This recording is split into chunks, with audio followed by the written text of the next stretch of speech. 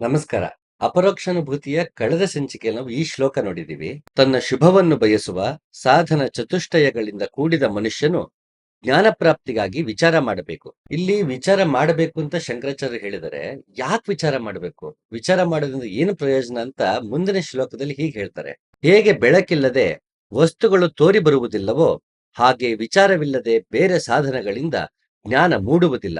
ಜ್ಞಾನ ಸುಖ ಸುಮ್ಮನೆ ಸಿಗೋದಿಲ್ಲ. ಅಂದ್ರೆ ಜ್ಞಾನ ಅಂದ ತಕ್ಷಣ ಯಾವ್ದೋ ಬರೀ ಪುಸ್ತಕ ಓದ್ಬಿಟ್ಟೆ, ನಾನು ಕಣ್ಣು ಮುಚ್ಕೊಂಡು ಕೂತ್ಕೊಂಡ್ಬಿಟ್ಟೆ ಅಂದ್ರೆ ಬರೀ ಅಷ್ಟು ಮಾಡೋದ್ರಿಂದ ಸಿಗೋದಿಲ್ಲ. ನಾನು ವಿಚಾರ ಮಾಡಬೇಕು, ನಾನು ಎಲ್ಲವನ್ನು ಪ್ರಶ್ನೆ ಮಾಡ್ತಾ ಹೋಗ್ಬೇಕು. ನನಗೆ ಬೆಳಕಿನಿಂದಲೇ ಕತ್ತಲೆ ಹೋಗೋದಕ್ಕೆ ಸಾಧ್ಯ ಹೊರತು ನಾನು ಬರೀ ಕತ್ತಲೆ ಕೂತ್ಕೊಂಡು ಕತ್ಲು ನನಗೆ ಕಾಣಿಸ್ತಿಲ್ಲ ಅಂದ್ರೆ ಪ್ರಯೋಜನ ಇಲ್ಲ.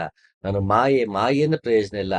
ಮಾಯೆನ ಹೋಗಲಾಡ್ಸೋದು ಹೇಗೆ? ಮಾಯೆ ಎಲ್ಲಿಂದ ಮೂಡ್ತು? ನಾನು ಯಾಕೆ ಮಾಯೆ ಅಂದ್ಕೊಂಡಿದ್ದೀನಿ? ಅಥವಾ ನಿಜವಾಗ್ಲೂ ಮಾಯೆ ಅನ್ನೋದಿದ್ಯಾ? ಇಲ್ಲ ಅಂತಂದ್ರೆ ನಾನು ಯಾಕೆ ಮಾಯನ್ನ ಅನ್ಕೊಂಡಿದ್ದೀನಿ? ಹೀಗೆ ಹಲವಾರು ಪ್ರಶ್ನೆಗಳನ್ನ ನಾವು ಕೇಳ್ಕೊಳ್ತಾ ಹೋಗ್ಬೋದು. ನನಗೊಬ್ರು ಗುರು ಹೇಳಿದ್ದಾರೆ ಅಂತನೋ, ಒಂದು ಸಿದ್ಧಾಂತ ನನಗೆ ಹೇಳಿದೆ ಅಂತನೋ, ಅದನ್ನ ಒಪ್ಪಿಕೊಳ್ಳುವ ಅವಶ್ಯಕತೆ ಇಲ್ಲ. ಹಾಗಂತ ಪ್ರಶ್ನೆ ಮಾಡೋದಂದ್ರೆ ಧಿಕ್ಕರಿಸೋದು ಅಂತನಲ್ಲ. ಯಾಕದನ್ನ ಹೇಳಲ್ಪಟ್ಟಿದೆ? ಇವಾಗ ಸೃಷ್ಟಿ ಇದೆ, ಇದೆ, ಯಾಕಿದಿದೆ, ಎತ್ತ, ಎಲ್ಲವನ್ನೂ ಪ್ರಶ್ನೆ ಮಾಡ್ತಾ ಎಷ್ಟು ಪ್ರಶ್ನೆ ಮಾಡ್ತಾ ಹೋಗ್ತೀವೋ ಅಷ್ಟು ನಮಗೆ ಉತ್ತರ ಸಿಗ್ತಾ ಹೋಗುತ್ತೆ. ಇಲ್ಲ ಅಂದ್ರೆ ಅವ್ರು ಹೇಳಿದ್ರು ನನ್ಗೆ ಅಷ್ಟು ಓಕೆ ಇದೆ, ನನ್ನ ಜ್ಞಾನ ತಿಳಿದ್ಬಿಟ್ರೆ ನನ್ನ ಮನಸ್ಸು ವಿಕಾಸವಾಗೋದಿಲ್ಲ, ನನ್ನ ಬುದ್ಧಿ ವಿಕಾಸವಾಗೋದಿಲ್ಲ. ಯಾವಾಗ ಮನಸ್ಸು ಬುದ್ಧಿ ವಿಕಾಸ ಆಗೋದಿಲ್ಲ, ನನ್ನ ವ್ಯಕ್ತಿತ್ವ ವಿಕಾಸ ಆಗಲ್ಲ. ಯಾವಾಗ ನನ್ನ ವ್ಯಕ್ತಿತ್ವ ವಿಕಾಸ ಆಗಲ್ಲ, ಹೊಸ ಹೊಸ ಅನುಭವಗಳು ಜೀವನದಲ್ಲಿ ನನ್ನ ತೊಡಗಿಸ್ಕೊಳ್ಳಲ್ಲ. ಯಾವಾಗ ಹೊಸ ಜೀವನದ ಅನುಭವಗಳು ನನಗೆ ಸಿಗೋದಿಲ್ಲ, ನಾನು ಸತ್ಯದ ಅನ್ವೇಷಣೆಗೆ ತೊಡಗೋದೇ ಇಲ್ಲ. ಇದು ಸತ್ಯ ಮೊದಲು ಅನ್ವೇಷಣೆ ಆದ ನಂತರವೇ ಸತ್ಯ ದಕ್ಕೋದು. ಹಾಗಾಗಿ ಇಂಥ ಅನ್ವೇಷಣೆ ಜೀವನದಲ್ಲಿ ಆಗ್ಬೇಕು ಅಂದ್ರೆ ಎಲ್ಲವನ್ನು ವಿಚಾರ ಮಾಡಬೇಕು. ನಾನು ತರ್ಕಕ್ಕೆ ಅದನ್ನ ಆ ಒರೆ ಹಚ್ಚಬೇಕು, ನೋಡ್ತಾ ಹೋಗ್ಬೇಕು, ಪ್ರಶ್ನೆ ಮಾಡ್ತಾ ಹೋಗ್ಬೇಕು. ಪ್ರಶ್ನೆ ಮಾಡಿದ್ರೆ ಧಿಕ್ಕರಿಸೋದು ಅಂತಲ್ಲ, ಪ್ರಶ್ನೆ ಮಾಡಿಲ್ಲ ಅಂದ ತಕ್ಷಣ ಬರೀ ಕಣ್ಮುಚ್ಕೊಂಡು ಒಪ್ಕೊಂಡ್ರು ಅಂತನಲ್ಲ, ಅದು ಶ್ರದ್ಧಾ ಭಕ್ತಿಯಿಂದನು ನಂಬಿ ಅದನ್ನ ಪಾಲಿಸ್ತಿರ್ಬೋದು. ನಾ ಇಲ್ಲ ಅಂತ ಹೇಳಲ್ಲ. ಆದ್ರೆ ವಿಚಾರ ಮಾಡಬೇಕು, ಯಾಕೆ ಇದನ್ನ ಮಾಡ್ತಿದೀವಿ ಅಂತ ಎಲ್ಲವನ್ನೂ ಪ್ರಶ್ನೆ ಮಾಡ್ಕೊಳ್ತಾ ಹೋಗ್ಬೇಕು. ಹಾಗೆ ಶಂಕರಾಚಾರ್ಯ ಮುಂದೆ ಹೀಗೆ ಹೇಳ್ತಾರೆ, ನಾನು ಯಾರು, ಈ ಪ್ರಪಂಚ ಹೇಗೆ ಹುಟ್ಟಿತು, ಇದನ್ನು ಯಾರು ನಿರ್ಮಿಸಿದರು, ಯಾವುದರಿಂದ ನಿರ್ಮಿಸಿದರು ಎಂದು ಮುಂತಾಗಿ ವಿಚಾರ ಮಾಡಬೇಕು. ಮನುಷ್ಯ ಯಾಕೆ ಈ ಸೃಷ್ಟಿಯ ನಿರ್ಮಾಣದ ಬಗ್ಗೆ ಯೋಚನೆ ಮಾಡಬೇಕು ಅನ್ನೋದನ್ನ ಫಸ್ಟ್ ಅದಕ್ಕೆ ಬಂದು ಪ್ರಶ್ನೆ ಮಾಡ್ಕೋಬೇಕು. ಯಾಕೆ ಸೃಷ್ಟಿ ಸಂಬಂಧಪಟ್ಟಾಗ ನಾವು ಯಾಕೆ ಪ್ರಶ್ನೆ ಮಾಡಬೇಕು? ಇದು ಸೃಷ್ಟಿಕರ್ತ ಯಾರು ಅಂತ ಯಾಕೆ ತಿಳ್ಕೋಬೇಕು? ಈ ಪ್ರಶ್ನೆ ಯಾಕೆ ಕೇಳ್ಬೇಕು ಅಂದ್ರೆ ಮೊದಲು ನಮ್ಗೆ ಮುಖ್ಯ ಆಗ್ಬೇಕು. ಯಾಕೆ ಅಂದ್ರೆ ನಾನು ಯಾವಾಗ ಈ ಸೃಷ್ಟಿ ಇಲ್ಲಿಂದ ಆಯ್ತು, ಯಾರಿಂದ ಆಯ್ತು ಪ್ರಶ್ನೆ ಮಾಡ್ಕೊಳ್ತಾ ಹೋಗ್ತೀನಿ, ಆಗ ನಮ್ಗೇನು ಉತ್ತರ ಸಿಗ್ತಾ ಹೋಗುತ್ತೆ. ಅದ್ ಧಾರ್ಮಿಕವಾಗೂ ಉತ್ತರ ಪಡ್ಕೋಬಹುದು, ಮತೀಯವಾಗೂ ಉತ್ತರ ಪಡ್ಕೊಳ್ಬಹುದು, ಇಲ್ಲ ಒಳಗೆ ಸತ್ಯಾನ್ವೇಷಣೆ ಕಂಡ್ಕೊಳ್ಬಹುದು. ಆದ್ರೆ ಪ್ರಶ್ನೆ ಮಾಡೋದು ಮುಖ್ಯ. ಯಾವಾಗ ಪ್ರಶ್ನೆ ಮಾಡ್ತಾ ಹೋಗ್ತೀವಿ, ಇದರ ಹಿಂದೆ ಯಾವುದೋ ಒಂದು ಶಕ್ತಿ ಇದೆ, ಅಥವಾ ಶಕ್ತಿ ಅನ್ಬೋದು, ಇನ್ನೊಬ್ಬ ಇಲ್ಲ ಅದು ಭಗವಂತ ಅನ್ಬೋದು, ಒಬ್ಬ ಅಲ್ಲ ಅನ್ಬೋದು, ಏನೇ ಅನ್ಬೋದು. ಒಬ್ಬ ಸೃಷ್ಟಿಕರ್ತನ ಅರಿವು ನಮಗೆ ಬಂದಾಗ ಯಾವನೊಬ್ಬ ಇದ್ದಾನೆ, ಆತ ಅದನ್ನೆಲ್ಲ ಮಾಡಿದಾನೆ, ಅದನ್ನ ಸೃಷ್ಟಿ ಮಾಡಿ ನಿಯಂತ್ರಿಸ್ತಾನೆ ಗೊತ್ತಾದಾಗ ಅವನು ಆಲ್ ಮೈಟಿ ಅಂತ ಕರಿತೀವಿ, ಅಥವಾ ಓಮ್ನಿ ಪ್ರೆಸೆಂಟ್ ಅಂತ ಹೇಳ್ತೀವಿ. ಅವ್ನು ಸರ್ವಶಕ್ತ, ಸರ್ವತಂತ್ರ, ಸ್ವತಂತ್ರ ಅಂತ ಇದು ಅರಿವು ಮೂಡ್ತಾ ಹೋದಾಗ ಒಬ್ಬ ಸೃಷ್ಟಿಕರ್ತನಿದ್ದಾನೆ ಎನ್ನುವ ಅರಿವು ನನಗೆ ನನ್ನ ಅಹಂಕಾರವನ್ನ ಕಡಿಮೆ ಮಾಡಿಸ್ತಾ ಹೋಗುತ್ತೆ. ಇಂಥ ಅದ್ಭುತವಾದ ಸೃಷ್ಟಿಯನ್ನೊಬ್ಬ ಮಾಡಿದಾನೆ ಅಂದ್ರೆ ಅವನ್ ಮುಂದೆ ನಾನೇನಪ್ಪ ಅಂತ ನನಗೆ ಒಂದು ಆ ಅಹಂಕಾರ ಭಾವ ಇರುತ್ತೆ. ನಾನು ಅದು ಮಾಡಿದೆ, ಇದು ಮಾಡಿದೆ ಅಂತ ಇರುತ್ತಲ್ಲ, ಅದು ನಮಗೆ ಕಡಿಮೆ ಆಗ್ತಾ ಹೋಗುತ್ತೆ. ಅವನಲ್ಲಿ ಶರಣಾಗೋದಕ್ಕೆ ನಮಗೆ ಸುಲಭ ಆಗ್ತಾ ಹೋಗುತ್ತೆ. ಹಾಗಾಗಿ ನನ್ನಲ್ಲಿ ಶರಣಾಗತಿ ಮೂಡಬೇಕಂದ್ರೆ, ನನ್ನಲ್ಲಿ ಅಹಂಭಾವ ಕಡಿಮೆ ಆಗ್ತಾ ಹೋಗ್ಬೇಕು ಅಂದ್ರೆ, ನನಗೆ ಈ ಸೃಷ್ಟಿ ಹೇಗಾಯ್ತು, ಎಲ್ಲಿಂದ ಆಯ್ತು ಅಂತ ಪ್ರಶ್ನೆ ಮಾಡ್ಕೊಳ್ತಾ ಹೋಗ್ಬೇಕು. ಆ ಪ್ರಶ್ನೆ ಮಾಡ್ಕೊಳ್ತಾ ಎಲ್ಲವನ್ನೂ ವಿಚಾರ ಮಾಡ್ತಾ, ಎಲ್ಲ ಜ್ಞಾನ ಸಂಪಾದನೆ ಮಾಡ್ತಾ, ಎಲ್ಲರಲ್ಲೂ ಸಂದೇಹವನ್ನು ನಿವಾರಿಸ್ಕೊಳ್ತಾ ಹೋದಾಗ ಆತನ ಮನಸ್ಸು ತಾನಾಗೆ ಅವನಿಗೆ ಈ ಅಹಂಕಾರವು ಕಡಿಮೆ ಆಗ್ತಾ ಹೋಗುತ್ತೆ. ಇತ್ತೀಚೆಗೊಬ್ರಿಗೆ ಹೇಳ್ತಾ ಇದ್ದೆ, ನಾವು ಈ ದೇವಸ್ಥಾನಕ್ಕೆ ಹೋಗ್ತೀವಿ, ಅಲ್ಲಿ ದೊಡ್ಡ ಗರುಡಗಂಬ ಇರುತ್ತೆ. ಅದು ಹೋಗ್ಬೇಕಾದ್ರೆ ನಾವು ಸುಮ್ನೆ ಹಾಗೆ ಪಾಸ್ ಆಗೋದಲ್ಲ, ಗರುಡಗಂಬ ತಲೆ ಎತ್ತಿ ನೋಡ್ಬೇಕು ಅಂತ ಹೇಳಿದೆ. ಯಾಕೆ ಅಂತ ಕೇಳಿದ್ರು.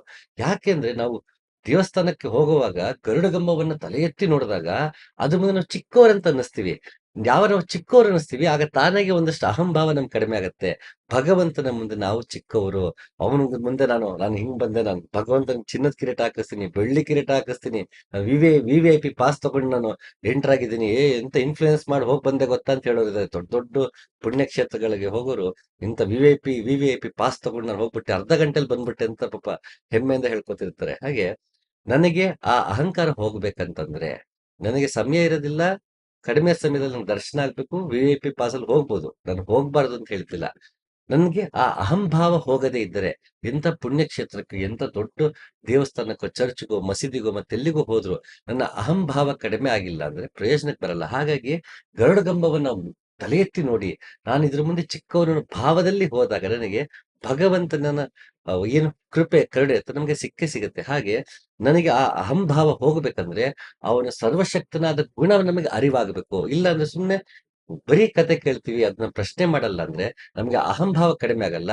ಓ, ನನ್ನ ದೇವರೇ ಗ್ರೇಟ್ ಮತ್ತು ಅಹಂಕಾರವೇ ಹೆಚ್ಚಿಸ್ಕೊಳ್ತೀವಿ ಹೊರತು ಅವರ ನಿಜವಾದ ಸರ್ವಶಕ್ತ ಅನ್ನುವ ಅರಿವು ನನಗೆ ಮೂಡ್ಬೇಕಂದ್ರೆ ವಿಚಾರ ಮಾಡ್ತಾ ಹೋಗ್ಬೇಕು. ಯಾಕೆ ವಿಚಾರ ಮಾಡ್ಬೇಕು ಅಂದ್ರೆ ಭಾಗವತದ ತೃತೀಯ ಸ್ಕಂದದಲ್ಲಿ ಒಂದು ವಿವರಣೆ ಬರುತ್ತೆ. ಅಲ್ಲಿ ಭಗವಂತನ ನಾಭಿಯಿಂದ ಬ್ರಹ್ಮ ಕಮಲ ಅರಳುತ್ತೆ, ಕಮಲದಲ್ಲಿ ಬ್ರಹ್ಮ ಇರ್ತಾನೆ. ಆಗ ಜಲಪ್ರಳಯ ಎಲ್ಲ ಕಡೆ ಆವರಿಸ್ಕೊಂಡಿರುತ್ತೆ. ಆತ ನೋಡ್ತಾನೆ.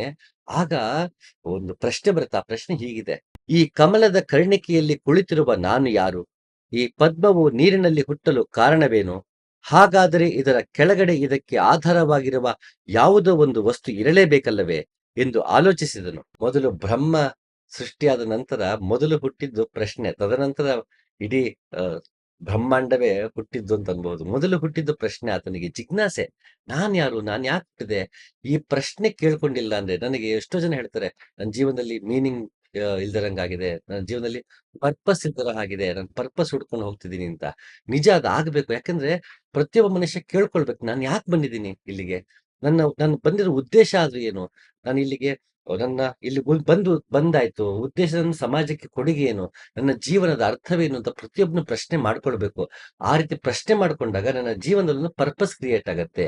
ಯಾವಾಗ ಪರ್ಪಸ್ ಕ್ರಿಯೇಟ್ ಆಗತ್ತೆ, ನನ್ನ ಕರ್ಮಗಳೆಲ್ಲವೂ ಕರ್ತವ್ಯವಾಗ್ತಾ ಹೋಗುತ್ತೆ. ಸುಮ್ಮನೆ ನಾನು ಯಾವ್ದೋ ಆಚರಣೆ ಮಾಡಿದ್ರೆ ಕೆಲ್ಸಕ್ಕೆ ಹೋಗಿ ಬಂದೆ ಅಂತಾಗಲ್ಲ, ಕೆಲಸ ನನ್ನ ಕರ್ತವ್ಯ ಆಗತ್ತೆ.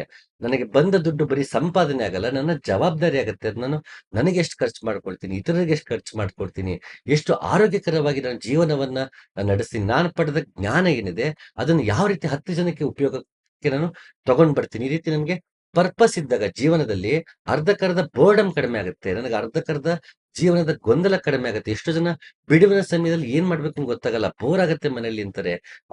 ಆ ಬಿಡುವಿನ ಸಮಯವನ್ನ ಬಳಸ್ಕೊಳಕ್ಕೆ ಬರಲ್ಲ. ಮತ್ತೆ ಕೊನೆಗೆ ಏನು ಮಾಡಿದ್ರೆ ನಂಗೆ ಟೈಮೇ ಇಲ್ಲ ಅಂದ್ಬಿಡ್ತಾರೆ. ಹಾಗೆ ಅದ್ ಯಾಕಾಗತ್ತೆ, ಎಷ್ಟೋ ಜನ ಮಿಡ್ ಲೈಫ್ ಕ್ರೈಸಿಸ್ ಯಾಕೆ ಬಂದ್ಬಿಡುತ್ತೆ ಕೆಲವರಿಗೆ ಅಂದ್ರೆ ಪರ್ಪಸ್ ಇರಲ್ಲ. ಅದನ್ನೇ ಇಕಿಗಾಯ್ ಅಂತ ಇತ್ತೀಚೆಗೆ ಎಲ್ಲಾ ಕಡೆ ತಾವು ಕೇಳಿರ್ಬೋದು. ಇಕಿಗಾಯ್ ಅಂತ, ಅದು ಜೀವನದಲ್ಲಿ ನಾವು ಇಕಿಗಾಯ್ ಕಂಡ್ಕೋಬೇಕು, ಪರ್ಪಸ್ ಕಂಡ್ಕೋಬೇಕು ಅಂತ. ಈ ಪರ್ಪಸ್ ಯಾವಾಗ ಕಂಡ್ಕೊಳಕ್ ಸಾಧ್ಯ ಅಂದ್ರೆ ನಾವು ಪ್ರಶ್ನೆ ಮಾಡ್ಕೊಳ್ಬೇಕು. ನಮ್ಮನ್ನ ನಾವ್ ಎಷ್ಟು ಪ್ರಶ್ನೆ ಮಾಡ್ಕೊಳ್ತಾ ಹೋಗ್ತೀವಿ, ನಮಗೆ ದೊರಕಿದಂತಹ ಮಾಹಿತಿಗಳನ್ನ ಎಷ್ಟು ಪ್ರಶ್ನೆ ಮಾಡ್ತಾ ಹೋಗ್ತೀವಿ, ನಮ್ಗಷ್ಟು ಉತ್ತರ ಸಿಗ್ತಾ ಹೋಗುತ್ತೆ. ಅದಕ್ಕೆ ಈಗ ಅಷ್ಟವಕ್ರ ಗೀತೆ ತಾವು ನೋಡಿದ್ರೆ ಅದರಲ್ಲಿ ಜನಕ ಮೊದಲು ಪ್ರಶ್ನೆ ಕೇಳ್ತಾರೆ, ತದನಂತರ ಅಷ್ಟವಕ್ರ ಉತ್ತರ ಕೊಡ್ತಾರೆ. ಪ್ರಶ್ನೆ ಇಲ್ಲದೆ ಅಷ್ಟವಕ್ರ ಗೀತೆ ಶುರುವಾಗಿಲ್ಲ. ಗೀತೆಯಲ್ಲಿ ಕೂಡ ಧರ್ಮಕ್ಷೇತ್ರ ಕುರುಕ್ಷೇತ್ರದ ಶುರು ಆಗಿ ಧನಂಜಯ ಅಲ್ಲಿ ಏನ್ ಮಾಡ್ತಾ ಇದಾರೆ ನನ್ನವರು ಮತ್ತೆ ಪಾಂಡವರು ಅಂತ ಕೇಳ್ತಾನೆ ಧೃತರಾಷ್ಟ್ರ. ಹಾಗೆ ಪ್ರಶ್ನೆ ಇಲ್ಲದೆ ಗೀತೆ ಕೂಡ ಶುರು ಆಗಿಲ್ಲ. ಅಹ್ ಅರ್ಜುನನ ಪ್ರಶ್ನೆ ಇಲ್ಲದೆ ಕೃಷ್ಣನ ಮಾತು ಶುರು ಆಗಿಲ್ಲ. ಹಾಗೆ ಎಲ್ಲವೂ ಪ್ರಶ್ನೆ ಉತ್ತರದಲ್ಲೇ ಇದೆ. ಷಟ್ ಪ್ರಶ್ನೋಪನಿಷತ್ ಅಂತಾನೆ ಉಪನಿಷತ್ ಇದೆ. 6 ಪ್ರಶ್ನೆಗಳನ್ನ ಕೇಳುವಂತಹ ಉಪನಿಷತ್ತಲ್ಲಿ ಪ್ರಶ್ನೆಯಿಂದ ಶುರುವಾಗತ್ತೆ. ನಾವು ನಚಿಕೇತನ ಕಥೆ ಕೇಳಿರ್ತೀವಿ ಕಠೋಪನಿಷತ್ತಲ್ಲಿ. ಅಲ್ಲಿ ನಚಿಕೇತನ ಯಮನಿಗೆ ಪ್ರಶ್ನೆ ಕೇಳ್ತಾನೆ, ಯಾಜ್ಞವಲ್ಕರಿಗೆ ಹಲವಾರು ಜನ ಪ್ರಶ್ನೆ ಕೇಳ್ತಾರೆ. ಹೀಗೆ ಪ್ರಶ್ನೆ ಉತ್ತರದಲ್ಲೇ ಚಾಂದೋಗ್ಯ ಉಪನಿಷತ್ತಲ್ಲಂತೂ ನಾರದ ಶಿಷ್ಯನಾಗಿ ಬರ್ತಾನೆ, ನಾರದ ಹಲವಾರು ಪ್ರಶ್ನೆ ಕೇಳ್ತಾನೆ. ಹೀಗೆ ಹಲವಾರು ನಮಗೆ ಪ್ರಶ್ನೆ ಉತ್ತರದಲ್ಲೇ ಇದೆ. ದೇವಹೂತಿ ಕೂಡ ಕಪಿಲ ಮುನಿಗೆ ಪ್ರಶ್ನೆ ಕೇಳ್ತಾಳೆ, ಯಾಕಪ್ಪ ಇವೆಲ್ಲ ನಡೀತಿದೆ, ಹೇಗೆ ಎತ್ತ ನಂಗೆ ದಯಪಾಲಿಸೋದು ಕೇಳಿದಾಗ ಕಪಿಲ ಮುನಿ ಮಾತಾಡ್ತಾನೆ. ಅದಕ್ಕೆ ಜೀಸಸ್ ಹೇಳಿದ್ರು, ನೀ ಮೊದಲು ಬಾಗಿಲು ತಟ್ಟು, ಬಾಗಿಲು ತೆಗೆಯತ್ತೆ ಅಂತ. ಅಲ್ಲಿ ಭಗವಂತನ ಅಹ್, ಮನೆ ಯಾವತ್ ಬಾಗಿಲು ಮುಚ್ಚಿರುತ್ತೆ, ಅವನಿಗೆ ಯಾವ ಕಳ್ಳರ ಭಯ ಅಂತ ಭಗವಂತನ ಬಾಗಿಲು ಮುಚ್ಚಿರುತ್ತೆ. ಅದು ಸದಾ ತೆರೆದಿರುತ್ತೆ. ಭಗವಂತನ ಅಹ್ ಮನೆಯ ಬಾಗಿಲು ಸದಾ ತೆರೆದಿರುತ್ತೆ. ಆದ್ರೆ ಜೀಸಸ್ ಯಾಕೆ ಹೇಳ್ಬೇಕಾಯ್ತು ಬಾಗಿಲು ತಟ್ಟು, ಅದು ಆನ್ಸರ್ ಮಾಡೇ ಮಾಡ್ತೇನೆ ಅಂತ? ಅಂದ್ರೆ ನನ್ನ ಪ್ರಯತ್ನ ಇರ್ಬೇಕಲ್ಲ, ಮನುಷ್ಯ ಪ್ರಯತ್ನ ಇರ್ಬೇಕಲ್ಲ. ಮನುಷ್ಯ ಪ್ರಯತ್ನ ಇದ್ದು ನಾನು ಭಗವಂತ ಬೇಕು ಅಂತ ಬಾಗಿಲು ತಟ್ಟಿದಾಗ ಆತ ಖಂಡಿತ ಬರ್ತಾನೆ ಅಂತ. ನೀ ಬಾಗಿಲು ತಟ್ಟಕ್ಕೆ ಅಂತ ಮುಂದೆ ಹೋದಾಗ ಅಲ್ಲಿ ತಟ್ಟದಕ್ಕೆ ಬಾಗಿಲು ಇರಲ್ಲ. ಅದ್ ನಮ್ಗೆ ಗೊತ್ತಾಗತ್ತೆ. ಯಾವಾಗ ಗೊತ್ತಾಗತ್ತೆ ಅಂದ್ರೆ ನನಗೆ ಭಗವಂತ ಬೇಕು ಅಂತ ಬಾಗಿಲು ತಟ್ಟಕ್ಕೆ ಅಂತ ಹೋಗಬೇಕು. ಆ ಮನುಷ್ಯ ಪ್ರಯತ್ನ ಇರಬೇಕು. ಯಾವಾಗ ಮನುಷ್ಯ ಪ್ರಯತ್ನ ಇರುತ್ತೆ ಆಗಲ್ಲಿ ಹೋಗ್ತೇನೆ, ಬಾಗಿಲು ತಟ್ಟಕ್ಕಲ್ಲಿ ಬಾಗಿಲೇ ಇರಲ್ಲ. ಅದು ಗೊತ್ತಾಗ್ಬೇಕಲ್ಲ, ಬಾಗಿಲೆಲ್ಲ ಗೊತ್ತಾಗ್ಬೇಕು ಅಂದ್ರೆ ಜೀಸಸ್ ಹೇಳಿದಾಗೆ ನೀವು ಹೋಗಿ ಬಾಗಿಲು ತಟ್ಟು, ಆನ್ಸರ್ ಸಿಗತ್ತೆ ಅಂತ ಹೇಳ್ತಾನೆ. ಯಾವ ಆನ್ಸರ್ ಅಂದ್ರೆ ಅಲ್ಲಿ ಬಾಗಿಲೇ ಇಲ್ಲ, ಅದೇ ಆನ್ಸರ್. ಎಷ್ಟು ಸೊಗಸಾಗಿ ಜೀಸಸ್ ಹೇಳ್ತಾನೆ ನೋಡಿ. ನಾನು ಮೊದಲು ಮನುಷ್ಯ ಪ್ರಯತ್ನ ಇರಬೇಕು. ಅದಕ್ಕೆ ಬಸವಣ್ಣ ಕಾಯಕಕ್ಕೆ ಅಷ್ಟು ಒತ್ತು ಕೊಟ್ಟಿದ್ದು. ನನ್ನ ಪ್ರಯತ್ನ ಇರಬೇಕು. ಆ ಪ್ರಯತ್ನ ಯಾವುದು ಅಂದ್ರೆ ವಿಚಾರ ಮಾಡುವುದು. ನಾನು ಯಾಕೆ ಇಲ್ಲಿಗೆ ಬಂದಿದ್ದೀನಿ, ಸೃಷ್ಟಿ ಯಾಕಾಯ್ತು, ನಾನ್ ಯಾಕೆ ಹೀಗಿದ್ದೀನಿ ಅಂತ ನಮ್ಮನ್ನ ನಾವು ಪ್ರಶ್ನೆ ಮಾಡ್ಕೊಳ್ತಾ ಹೋಗ್ಬೇಕು. ಹಾಗಾಗಿ ಎಲ್ಲಾ ಗ್ರಂಥಗಳು ಅದು ಬಿಬ್ಲಿಕಲ್ ರಿಲಿಜನ್ಸ್ ಆಗಿರ್ಬೋದು, ಈ ನಮ್ಮ ಈಸ್ಟರ್ನ್ ರಿಲಿಜನ್ಸ್ ಆಗಿರ್ಬೋದು, ಅಲ್ಲಿ ಪ್ರಶ್ನೆ ಉತ್ತರದ ರೀತಿಯಲ್ಲೇ ಇದೆ. ಯಾಕೆಂದ್ರೆ ಮನುಷ್ಯ ಪ್ರಶ್ನೆ ಮಾಡಬೇಕು. ಪ್ರಶ್ನೆ ಮಾಡ್ಕೊಳ್ತಾ ಮಾಡ್ಕೊಳ್ತಾ ಅವನ ವಿಚಾರಗಳು ಹೆಚ್ಚಾಗ್ತಾ ಹೋಗುತ್ತೆ, ವ್ಯಕ್ತಿತ್ವ ವಿಕಸನ ಆಗ್ತಾ ಹೋಗುತ್ತೆ. ಹೀಗೆ ನನ್ ತುಂಬಾ ಇಷ್ಟವಾದ ಕತೆ ಅದು. ಸಾಕ್ರೆಟಿಸ್‌ನ ಅವನ ಇಡೀ ಜೀವನ ಪೂರ್ತಿ ಎಲ್ರಿಗೂ ಪ್ರಶ್ನೆ ಕೇಳೋ ಹಾಗೆ, ಲಾಜಿಕಲ್ ಆಗಿ ಯೋಚನೆ ಮಾಡೋ ಹಾಗೆ, ಎಲ್ಲವನ್ನು ತಾರ್ಕಿಕವಾಗಿ ಪ್ರಶ್ನೆ ಮಾಡೋ ಹಾಗೆ ಉತ್ತೇಜನ ನೀಡ್ತಾ ಇದ್ದ ಸಾಕ್ರೆಟಿಸ್.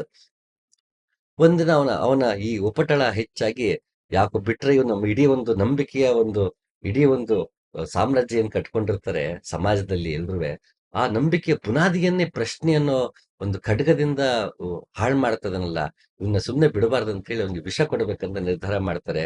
ಆಗ ಅವ್ನ ಶಿಷ್ಯನೆಲ್ಲ ಬರ್ತಾರೆ, ಸಾಕ್ರೆಟಿಸ್ ಕೇಳ್ತಾರೆ. ಅಷ್ಟೊತ್ತಿಗೆ ಸಾಕ್ರೆಟಿಸ್ಗೆ 80 ವರ್ಷ ಆಲ್ಮೋಸ್ಟ್ ಆಗ್ಬಿಟ್ಟಿರುತ್ತೇನೋ. ಸೊ ಬಂದ್ ಹೇಳ್ತಾರೆ, ಸಾಕ್ರೆಟಿಸ್ ನಿಂಗೆ ವಿಷ ಕೊಡ್ಬೇಕಂತಿದ್ದಾರೆ, ದಯವಿಟ್ಟು ಊರ್ ಬಿಟ್ಟು ಹೋಗು ಅಂತ. ಸಾಕ್ರೆಟಿಸ್ ಅದ್ಭುತವಾಗಿ ಮಾತು ಹೇಳ್ತಾನೆ, ನಾನು ಈಗ ಊರ್ ಬಿಟ್ಟು ತಪ್ಪಿಸ್ಕೊಂಡು ಹೋದ್ರೆ ನಾ ಇಷ್ಟು ದಿನ ಮಾತಾಡಿದ ಸತ್ಯ ಸುಳ್ಳಾಗತ್ತೆ, ನಾನು ಸಿದ್ಧನಿಲ್ಲ, ನಾವು ವಿಷ ಬೇಕಾದ್ರೆ ಕುಡಿತೀನಿ, ಸತ್ಯ ಸತ್ಯವಾಗಿರ್ಬೇಕು, ಸುಳ್ಳಾಗ್ಬಾರ್ದು ಅಂತ ಹೇಳಿ ಅವನು ಸರೆಂಡರ್ ಆಗ್ತಾನೆ. ಅಲ್ಲಿ ಪ್ಲೇಟೋ ಸಾಕ್ರೆಟಿಸ್ ಆಡಿರೋ ಮಾತುಗಳನ್ನೆಲ್ಲ ದಾಖಲೆ ಮಾಡಿದಾನೆ. ಬಹುಶಃ ಪ್ಲೇಟೋ ಅದನ್ನ ದಾಖಲೆ ಮಾಡಿಲ್ಲ ಅಂದ್ರೆ ನಮ್ಗೆ ಸಾಕ್ರೆಟಿಸ್ ದೊರಕ್ತಿರ್ಲಿಲ್ಲ ಇವತ್ತು. ಅಂತ ತಾರ್ಕಿಕವಾಗಿ ಎಲ್ಲವನ್ನು ಪ್ರಶ್ನೆ ಮಾಡದಂತ ಸಾಕ್ರೆಟಿಸ್ನ ಜೈಲಿಗೆ ಹಾಕ್ತಾರೆ. ಮಾನದನ ವಿಷ ಕೊಟ್ಟವನ್ನ ಕೊಲ್ಲಬೇಕಿರತ್ತೆ. ಆಗ ಜೈಲಲ್ಲಿ ಸೆಲ್ಲಲ್ಲಿ ಇರ್ತಾನೆ. ಪಕ್ಕದ ಸೆಲ್ಲಲ್ಲಿ ಒಬ್ಬ ಈಜಿಪ್ಷಿಯನ್ ಒಬ್ಬ ಇರ್ತಾನೆ. ಅವನೇನೋ ಆ ಭಾಷೆಯಲ್ಲಿ ಮಾತಾಡ್ಕೊತಿರ್ತಾನೆ. ಸಾಕ್ರೆಟಿಸ್ ಇಲ್ಲಿಂದ ಕೇಳ್ತಾನೆ, ಯಾವ್ದೋ ಒಂದು ಪದ ಅವ್ನಿಗೆ ಅರ್ಥ ಆಗಲ್ಲ. ಸಾಕ್ರೆಟಿಸ್ಗೆ ಕೇಳ್ತಾನೆ, ಆ ಪದದ ಅರ್ಥ ಏನು ಅಂತ.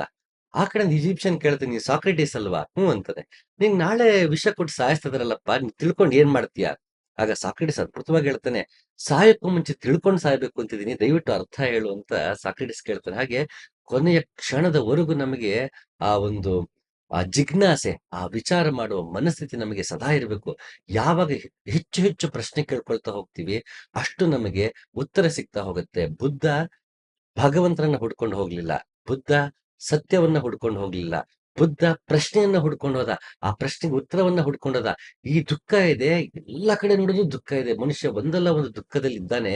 ಈ ದುಃಖಕ್ಕೆ ಮೂಲ ಏನು, ಈ ದುಃಖವನ್ನ ನಿವಾರಿಸೋದು ಹೇಗೆ ಅಂತ ಪ್ರಶ್ನೆಗೆ ಉತ್ತರ ಕಂಡ್ಕೊಳ್ಳೋದಕ್ಕೆ ಹೊರಟಿದ್ದಕ್ಕೆ ಆತ ಗೌತಮ ಹೋಗಿ ಬುದ್ಧನಾದ. ಇಲ್ಲಾಂದ್ರೆ ಅವನು ಗೌತಮ ಸಿದ್ಧಾರ್ಥನಾಗಿ ಉಳಿತಿದ್ದ, ಅವನು ಗೌತಮ ಬುದ್ಧನಾಗ್ತಿರ್ಲಿಲ್ಲ. ಆ ರೀತಿ ನಾವು ಬುದ್ಧರಾಗಬೇಕು ಅಂದ್ರೆ ಗೌತಮನಾಗಿ ನಾವು ಪ್ರಶ್ನೆಯನ್ನ ಕೇಳ್ಬೇಕು. ಎಲ್ರು ಮನೆ ಬಿಟ್ಟು ಹೋಗ್ಬೇಕು ಅನ್ನೋ ಹೇಳ್ತಿಲ್ಲ, ಪ್ರಶ್ನೆ ಮಾಡ್ಕೊಳ್ಬೇಕು. ನಾವ್ ಯಾವತ್ತು ಪ್ರಶ್ನೆ ಮಾಡ್ಕೊಳ್ತೀವಿ, ಆಗ ಗೌತಮನಿಂದ ಬುದ್ಧ ಆಗ್ತೀವಿ. ಎಲ್ರು ಅವರವರದೇ ಸತ್ಯವಿರುತ್ತದೆ. ಅದರ ಒಂದು ಏಕಂ ಸತ್ ವಿಪ್ರ ಬಹುಧಾ ವದಂತಿ ಅಂದ ಹಾಗೆ ಪ್ರತಿಯೊಬ್ಬರು ತನ್ನ ರೀತಿಯಲ್ಲೇ ಸತ್ಯವನ್ನ ಕಂಡುಕೊಳ್ತಾನೆ. ಎಲ್ರು ಬುದ್ಧನ ಹಾಗೆ ಮನೆ ಬಿಟ್ಟು ಹೋಗ್ಬೇಕು ಅಂತಿಲ್ಲ. ಆದ್ರೆ ಪ್ರಶ್ನೆ ಮಾಡುವ ಮನಸ್ಥಿತಿ ಪ್ರತಿಯೊಬ್ಬನೇ ಬೇಕು. ಅಲ್ಲಿ ಉಪನಿಷತ್ಕಾರಲ್ಲಿ ಎಷ್ಟು ಜನ ಶಿಷ್ಯಂದ್ರ ಪ್ರಶ್ನೆ ಕೇಳ್ತಾರೆ, ಜೀಸಸ್ನ ಶಿಷ್ಯಂದ್ರ ಪ್ರಶ್ನೆ ಕೇಳ್ತಾರೆ. ಎಲ್ಲರೂ ಒಂದಲ್ಲ ಒಂದು ರೀತಿಯಲ್ಲಿ ಪ್ರಶ್ನೆ ಕೇಳ್ಕೊಂಡೆ ಕೊನೆಗೆ ಸತ್ಯವನ್ನ ಕಂಡುಕೊಂಡಿದ್ದಾರೆ. ಉತ್ತರ ಸಿಕ್ಕಿಲ್ಲ ಎಲ್ರಿಗೂ. ಯಾರ್ಯಾರ ಪ್ರಶ್ನೆ ಕೇಳಿದರೋ ಎಲ್ರಿಗೂ ಸತ್ಯ ಸಿಕ್ಕಿದೆ. ಹೇಗೆ ರಮಣ ಮಹರ್ಷಿ ಹೂ ಅಮೈ ಅಂತ ಕೇಳ್ಕೊಂಡ್ರು, ನಾನ್ ಯಾರು ಅಂತ ಪ್ರಶ್ನೆ ಕೇಳ್ಕೊಂತ ರಮಣ ಮಹರ್ಷಿ ಹೇಳಿದ್ರೆ, ಅದಕ್ಕೆ ಓಷ ರಜನೀಶ್ ಮುಂದುವರಿದ ಭಾಗದಂತೆ ಹೇಳ್ತಾನೆ, ನಾನು ಯಾರು ಅಂತ ಪ್ರಶ್ನೆಯನ್ನ ಕೇಳ್ಕೊತೀಯ, ಉತ್ತರ ಕೊಡೋದಕ್ಕೆ ಅಲ್ಲಿ ಯಾರಿದ್ದಾರೆ ಅಂತ. ಯಾಕೆಂದ್ರೆ ನಾನು ಯಾರು ಕೇಳ್ತಾ ಕೇಳ್ತಾ ಆ ನಾನು ಹೋಗ್ಬಿಡುತ್ತೆ. ಯಾವಾಗ ನಾನು ಇರಲ್ಲ ಅಲ್ಲಿ ಯಾರು ಅನ್ನೋದು ಇರೋದಿಲ್ಲ, ಯಾವಾಗ ನಾನು ಅನ್ನೋದಿರೋದಿಲ್ವೋ ಯಾರು ಅನ್ನೋದಿಲ್ವೋ ಪ್ರಶ್ನೆ ಇರೋದಿಲ್ಲ. ಪ್ರಶ್ನೆಯೇ ಇಲ್ಲದಿರುವಾಗ ಉತ್ತರ ಎಲ್ಲಿಂದ ಬರುತ್ತೆ? ಪ್ರಶ್ನೆ ಇದ್ದಾಗ ಉತ್ತರ ಸಿಗುತ್ತೆ, ಪ್ರಶ್ನೆ ಇಲ್ಲ ಅಂದಾಗ ಉತ್ತರ ಎಲ್ಲಿಂದಿರುತ್ತೆ? ಹಾಗಾಗಿ ಇಲ್ಲಿ ಉತ್ತರ ಕೊಡೋದಕ್ಕೆ ಅಲ್ಲಿ ಯಾರಿದ್ದಾರೆ ಅಂತ ಓಷ ರಜನೀಶ್ ಕೇಳ್ತಾನೆ. ಮತ್ತೆ ನಾವು ಕೇಳ್ಬೇಕಾಗತ್ತೆ, ಅದು ಮುಂದುವರೆದ ಭಾಗ ಅಂತ ಓಷ ಹೇಳಿದಾಗ ಉತ್ತರ ಕೊಡಕ್ ಯಾರಿಲ್ವಾ, ಅದು ಹೇಗ್ ಸಾಧ್ಯ ಅಂತ ನಾವು ಕೇಳ್ಬೇಕು. ಅದೇಗೆ ರಮಣ ಮಹರ್ಷಿ ಅದನ್ನ ಹೇಳಿದ್ರು, ಮುಂದುವರೆದ ಭಾಗ ಅಂತ ಓಷ ಹೀಗೆ ಹೇಳ್ದ, ಉತ್ತರನೇ ಇಲ್ವಾ, ಅದು ಹೇಗ್ ಸಾಧ್ಯ? ನಾನು ಆ ರೀತಿ ಉತ್ತರವಿಲ್ಲದ ಸತ್ಯವನ್ನ ಕಂಡುಕೊಳ್ಳೋದು ಹೇಗೆ? ಉತ್ತರ ಇಲ್ಲದೆ ಪ್ರಶ್ನೆ ಕೇಳಿದಾಗ ಪ್ರಶ್ನೆಯ ಸತ್ತೋಗುತ್ತೆ, ಸತ್ಯವಷ್ಟೇ ಉಳಿಯುತ್ತೆ ಅಂತ ಹೇಳಿದಾಗ ಆ ಸತ್ಯ ಅಂದ್ರೆ ಏನು, ಅದನ್ನ ಕಂಡುಕೊಳ್ಳುವುದು ಹೇಗೆ ಅಂತ ಮತ್ತೆ ಪ್ರಶ್ನೆ ಮಾಡ್ಕೋಬೇಕು. ಪ್ರಶ್ನೆ ಮಾಡ್ಕೊಳ್ತಾ ಇನ್ನು ಪ್ರಶ್ನೆಗೆ ಉತ್ತರವೇ ಸಿಗುವುದಿಲ್ಲ ಇನ್ನು ಹಂತಕ್ಕೆ ತಾರ್ಕಿಕವಾದ ನೆಲೆಗಟ್ಟು ಆ ಹಂತಕ್ಕೆ ತಲುಪಿ ತರ್ಕಾತೀತವಾದದ್ದೇ ಇನ್ನು ನನಗೆ ದೊರಕುವುದು, ತರ್ಕದಲ್ಲಿ ಉತ್ತರ ಸಿಗುವುದಿಲ್ಲ, ತರ್ಕದಲ್ಲಿ ಸಮಾಧಾನ ಸಿಗೋದಿಲ್ಲ ಅಂತ ಗೊತ್ತಾದಾಗ ಆತ ತರ್ಕಾತೀತನಾಗ್ತಾನೆ.